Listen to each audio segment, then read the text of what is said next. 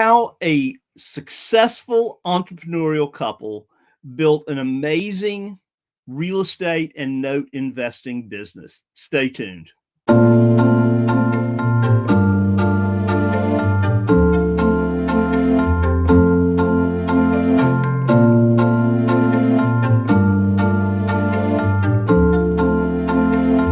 Welcome to NoteSchool TV. This is episode number 264. So we're into our 5th year. Yes, we are. It's been an amazing ride. And today we have an amazing couple that has done amazing things over the last several years.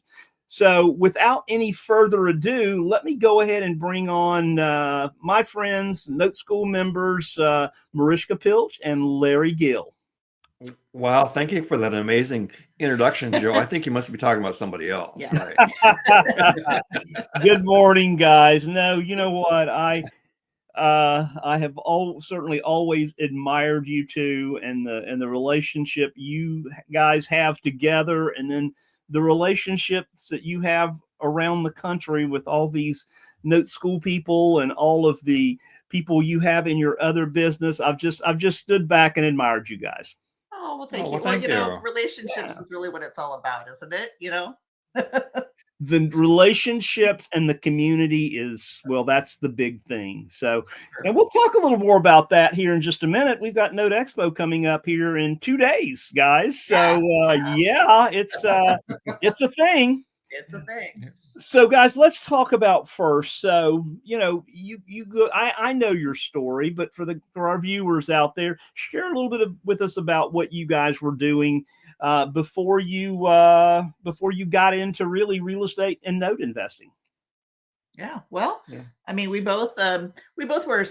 Larry was more entrepreneurial than I was. I mean, he had a commercial photography business for about 30 years or so. Well, not before we got into it. Not before we got into it, but yeah, he eventually quit. But anyway, and I had worked in the corporate world. I dabbled in some entrepreneurial stuff, but then I would go back to the corporate world. But we kept thinking that we wanted to do something more for ourselves, and we eventually did leave the corporate world and started doing real estate investing and creative finance, kind of more in the lease option space at first, and then we did some private lending, and then we discovered NoteSchool and note investing. So yeah. Well, and one thing that I learned in the whole process too is I worked really well and was very successful with my photography business, but if I wasn't working, I wasn't getting paid. Yeah. Whereas with investments that are performing well, it's like you do the work, do the work up front and get long-term payouts. We used to call it mailbox money, but now it just comes in the bank. And we don't even have a mailbox. Right? Yeah.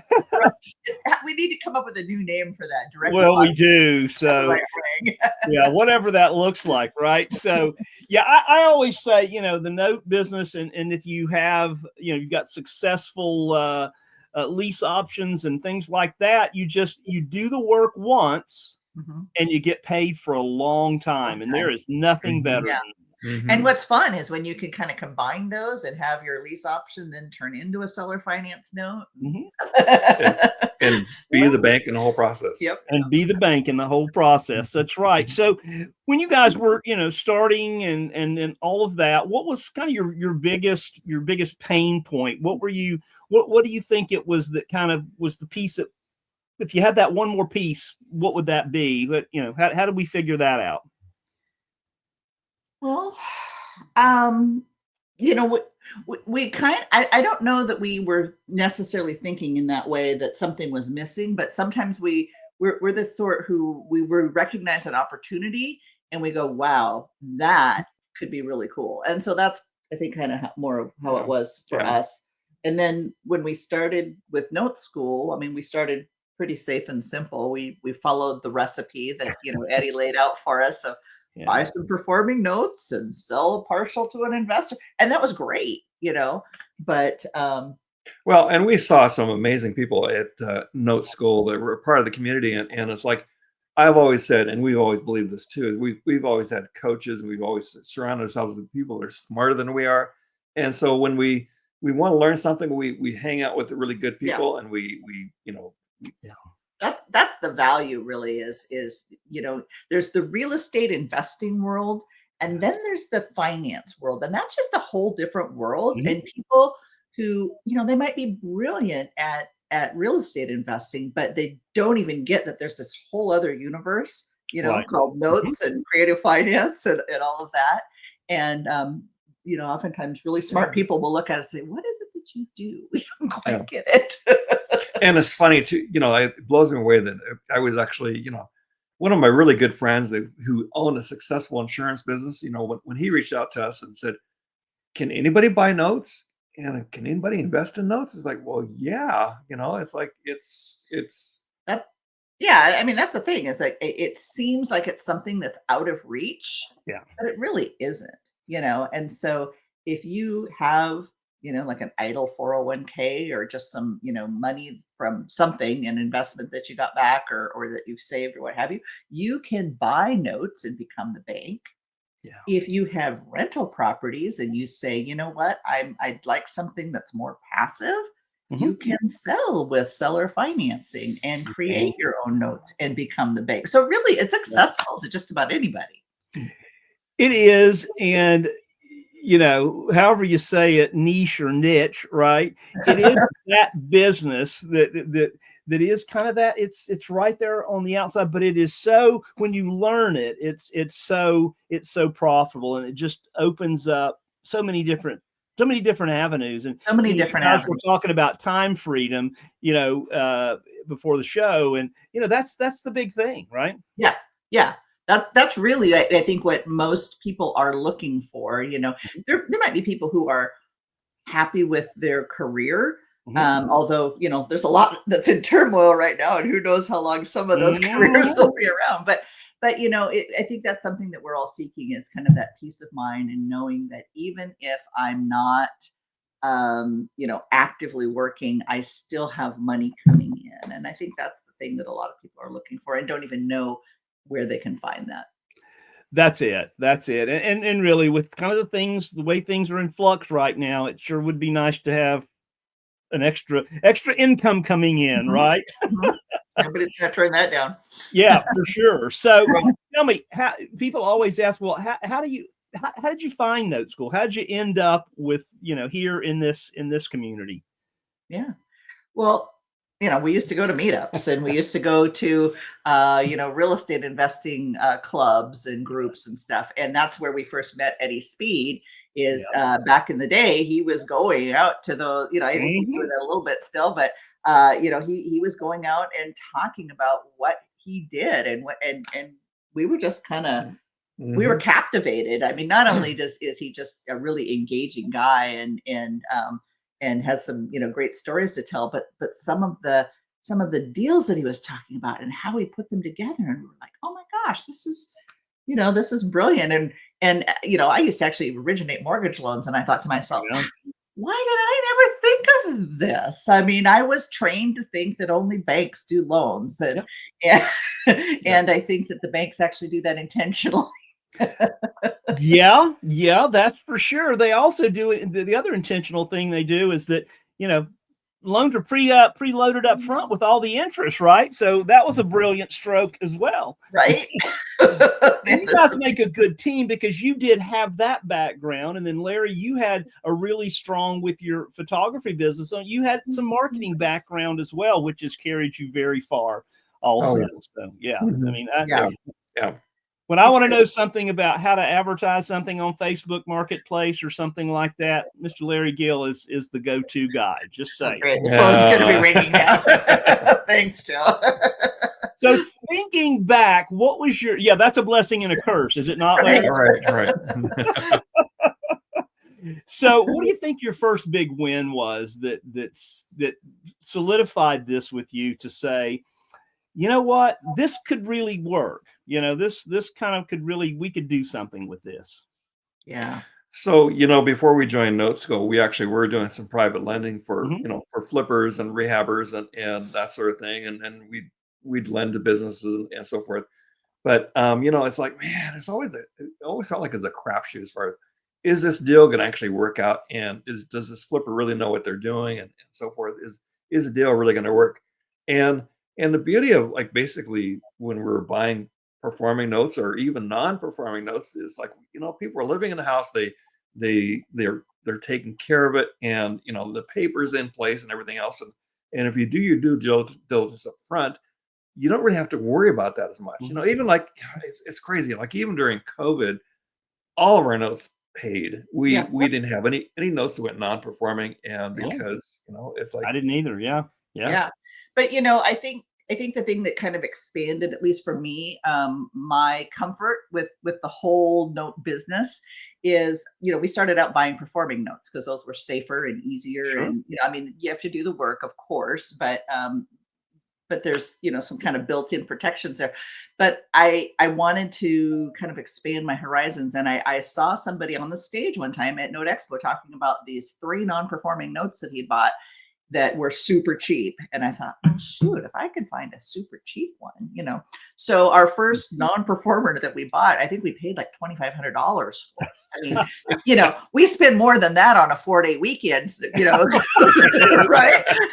So we bought it with the idea that we would rehabilitate the loan. Well, as it turned out, the guy had moved out and we couldn't find him, and we ended up having to foreclose. But the beauty of it was we didn't make money on that because we basically wanted to be done with it. We could have if we wanted to do a little bit more, but we didn't lose any money either. That's right. But the education that we learned so much. And I think our confidence level for if those performing notes suddenly do go non-performing, now it's like, okay, this is easy. We can handle this. So. Well, you had a guest on a couple of weeks ago who basically said, the note business can be very boring. Yes. Larry used to get upset with me when I would say that, but I was like, but that's what you want, right? You want a boring. And then you have an investor that invests with you, and that they've been in mutual funds, or they've been in the stock market, or they've been somewhere else, and how's my note doing? Well, they made their payment last month, and they're going to make it again, here in another 10 days because it's the first of the next month. So we're good. Yeah. Well, and since you mentioned that, I mean, like we had, there's a gal that had reached out to us a few years ago, who's a physician, and she wanted to buy some notes and what have you. And then we were talking, then she called me later and she was like, I'd like to buy some more notes, but I'm kind of worried because I think I'm going to have to hold off for now. Because I'm involved in some syndications and we're getting capital calls. And, for those of you who don't know, a capital call means you need to pay up or you're going to lose your position. Yeah. So, that I've never given a capital call to a note investor. I've already invested. Why do I have to give you more money? Right, that makes no sense, Yeah. So that's gone on more than anybody would, if you weren't in those, that's gone on more than people would think over the last couple of years. I've been hearing a lot about that lately. Yeah. Nobody wants to really talk about it, but you hear about it. So what is something that you would you'd say to folks that are looking to maybe take the step over into the note space and kind of get going with that? Well, I mean, I think it just makes sense. Is there a learning curve? Yes. Can you get help with that learning curve? Of course, there is a process. And I think the beauty of, say, Note School, for example, is that you are surrounded by a whole team of people who've been doing this business for a really long time. And I would, some of the deal labs that we have, the weekly calls where students can, bring on some questions or challenges that they're having. That's a real gold mine because even if you don't have the question, somebody else, is experiencing something and you can learn, from them, even though it's not your thing. And so now when it comes up, now you know how to deal with it. So I just think the community is pretty amazing. And talking about community, we do, but today is Wednesday and Note Expo starts on Friday, the 7th, 9 a.m. And we're going to all converge in Dallas. And just if you would just spend a second talking about some of your highlights of past Note Expos. I know you guys aren't going to be able to make it this year because of some other commitments, but Marishka, I remember what was it, a couple of years ago, maybe 3 years ago, you had a big onstage spot, and I remember you on the stage talking about that, because I was sitting I was right there in the front row, about 20 feet from you, and that was amazing. So talk about some of your highlights from each one of that, for each of you. Wow. Well, I've made some great friends always at Note Expo, and people that actually, there's a great couple that they're in Los Angeles, and they've never joined Note School, but we're really good friends with them, and whenever we get down to LA, we see them and so forth, and then there's the education, the seminars, and everything else, and the vendors that are offering their services. It's all good, and actually, one thing that I really like to do is a lot of networking, because I just feel like, if I've got a deal that I'm going to do in Detroit, I want to know who can I talk to that might actually drive by the house or be my boots on the ground. And so I keep a Rolodex of those people and as well too. And we've made some great contacts all across the country who we can kind of lean on if we need some help with some deal that we're doing. But as far as Note School, Note Expo, I should say, there's some amazing speakers who come, and many of them we've ended up doing business with as well. Right. And so it's just a way to kind of open your eyes to, it's really easy to kind of get tunnel vision and get real, and it's good to be focused, but sometimes you do need to have just a little spark of inspiration, or a little bit of, hey, what if I did this a little bit differently? How can I tweak this to make my business stronger? Yeah. And it's bringing forward the basically what's happening today. If people say, well, it never changes, it's like it changes. Yeah. And so, just having people that are out in the field and in the trenches and everything else, it's really good to be seeing what other people are doing and hearing about that, and having kind of the inside track on what's going on in the industry. There's one thing that says there's nothing, guaranteed but change. And over the past 2 weeks, I'm always, kind of the data geek, what's going on there in the world. And I've been putting together Eddie's market update and so on, as to what's going on and what we can look forward to. And there's a lot of changes. It's changed completely since Note Expo last year. And, one of the things I will say, we have the case study contest every year, which you guys have been a part of that. So our people bring in some of the deals they've done, and I go through them and pick, the top 3 from each category. And then, our members get up and they present them. Yeah. And, 2 out of 6 found people that were investors that actually either they sold a note to, or they did a partial with, or did a pledge at last week's Note Expo, or last year's Note Expo. And I want to share something with you that I learned last night. Our friend Jay Redding. Yes. And Jay always has a couple of great case studies. Yeah. And so something that blew me away when I was finishing up his case study for the presentation last night, since Note Expo 2024 through the 21st of October, he and Kyle, his son-in-law, have done 28 hypothecations, pledging notes against things. 28. I was blown away. That's awesome. Yeah, that's amazing. So, guys, tell us about your why, about you guys. Marishka, you've faced some challenges here, 2 or 3, a while ago, but better now. But talk a little bit about that and what you've brought out of that as well as we close. Excuse me, the husband also goes through those challenges. Oh, heck yeah. I know, Larry. Sometimes, I just discount, you, and I shouldn't, right? I don't mean that in a bad way, but I love you. Well, I think, like a lot of people, I mean, we got into it for one reason, and then, the why kind of changed a little bit. It's not that it's not that our original why didn't go away, but I think we found new meaning. And so, we got into it because we wanted to have passive income, and we wanted to fuel a lifestyle that we had control over. But for those of you who don't know, a few years ago, I was diagnosed with cancer. And I feel really grateful for the previous experiences I had. I used to do, practice development for specialty physicians. So I'd kind of been in that world. And so I knew how to navigate it a little bit, but still, come on, it's not something you ever plan to have. But I put together a great care team, and I'm doing great now. I was really, fortunate and blessed. But I think one of the things that kind of came out of that is we said, we realized that, everybody's having a hard time. And a lot of times people might say, oh, well, physicians, they've got it made. Well, you know what?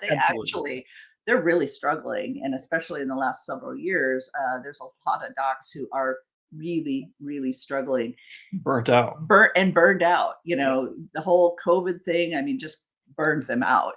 And incomes are down, and the whole 9 yards. And the thing that we realized, because we do have some doctor friends and investors and what have you, but we realized that doctors are often preyed upon for a lot of kind of funky schemes. And one of our doctor friends calls them dumb doctor deals. So they get into these things, whether it's, and I'm not going to bash, different types of investing, because they all, can make sense, but sometimes they're not everything that they're made out to be. So I guess I would say, I think our mission now is really to help doctors with their, with their retirement, with their passive income, with, to show them that there are secure ways of having more control, not just being at the whim of some salesperson or syndicator or whatever, and they can have they can become the bank, which is probably one of the safer positions to be in. So that's kind of become our mission. And so how do people contact you as far as? Yeah, well, we actually developed a website specifically for them. And so it's Real Wealth Doctors, realwealthdoctor.com. If any docs want to go on there, we actually have a free book that they can download, written by one of our friends, Dr. Vicki Rackner. We wrote the foreword for it. And anyway, yeah. What you say is absolutely 100% true. I have a brother-in-law that's a physician, and oh my God, some of the stuff that we would invest in, and just they're struggling, looking for some place to put this money that they're making, because it's not going to last forever, right? Right. And it can be a mess, and to help that particular group of folks, everybody needs a little help, and you've got to recognize that. The thing with my brother-in-law is I've gotten him in. He has a twin brother that's a doctor, and I've gotten them in, and they're just appreciative. Excuse me, every day. So, guys, again, your story is an inspiration to so many out there, and I'm going to miss seeing you here in a day or so. And but we'll see you next time, and certainly take care of yourselves, and have a great Thanksgiving and Christmas. And you guys going to Hawaii this year, as you normally do around Christmas? In January. You guys normally went around Christmas, though, didn't you? Sometimes. Just anytime that it's cold here, we go someplace warmer. Yeah, you guys are in Coeur d'Alene, yeah. So yeah. So we get some winter here, but hey, it was 57 in South Florida this morning. My goodness. Yeah. You must have been freezing your little tootsies off. Yeah, absolutely. All right, guys. At Note Expo, I know it'll be an awesome time. We'll be sorry to miss everybody, but have a great time. Again, thanks so much. We'll talk to you soon, and I'll wrap this thing up. So thank you. Thanks, Joe. There you go. Another episode of NoteSchool TV. guys like Larry and Marishka, that's kind of the indicator. That's who we have inside of Note School. And we appreciate Larry and Marishka and what they do. So if you want to know more about what we do at Note School, simply go to noteschool.com/TV. Again, noteschool.com/TV. I know it's last minute, but if you have any interest and you're close to Dallas and want to go to Note Expo, just go to notexpo.com and check it out. Again, notexpo.com. And that's it. We will see you same place, same time next week. When? 11:05 Central Time every Wednesday. Have a great day. See you later.